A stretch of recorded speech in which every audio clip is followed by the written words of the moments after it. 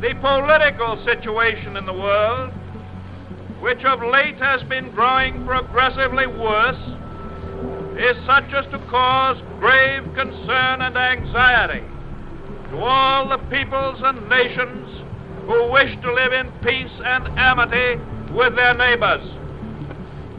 Some 15 years ago, the hopes of mankind for a continuing era of international peace were raised to great heights when more than 60 nations solemnly pledged to resort to arms in furtherance of their national aims and policies. The high aspirations expressed in the Briand-Kellogg Pact and the hopes for peace thus raised have of late given way to a haunting fear of calamity.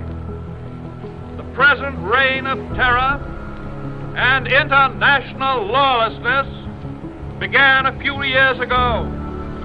It began through unjustified interference in the internal affairs of other nations, or the invasion of alien territory in violation of treaties. It has now reached a stage where the very foundations of civilization are seriously threatened. The landmarks, the traditions, which have marked the progress of civilization toward a condition of law and order and justice, are being wiped away. The overwhelming majority of all the peoples and nations of the world today want to live in peace.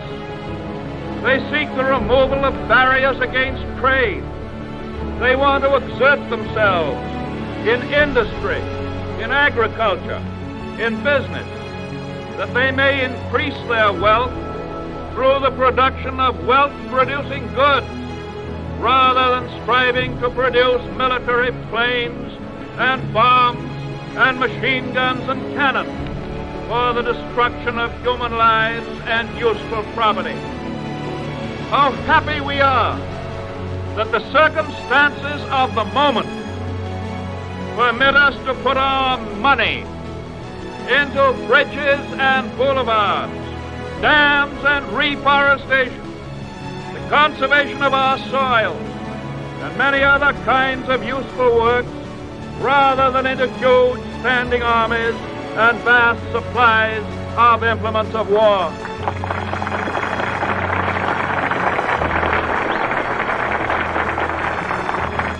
Nevertheless, my friends, I am compelled, and you are compelled, to look ahead.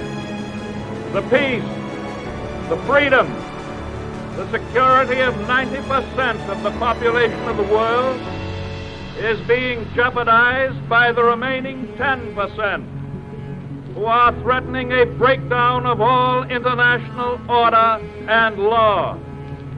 Surely the 90% who want to live in peace, under law, and in accordance with moral standards that have received almost universal acceptance through the centuries, can and must find some way to make their will prevail.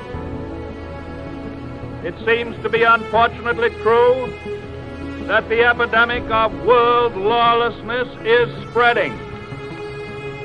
And mark this well. When an epidemic of physical disease starts to spread, the community approves and joins in a quarantine of the patient in order to protect the health of the community against the spread of the disease. It is my determination to pursue a policy of peace. It is my determination to adopt every practicable measure to avoid involvement in war.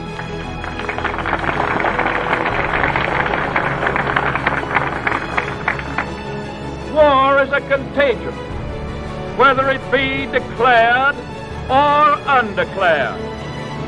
It can engulf states and peoples remote from the original scene of hostilities.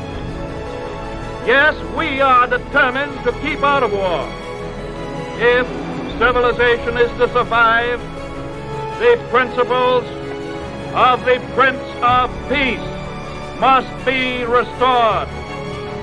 Shattered trust between nations must be revived. America hates war.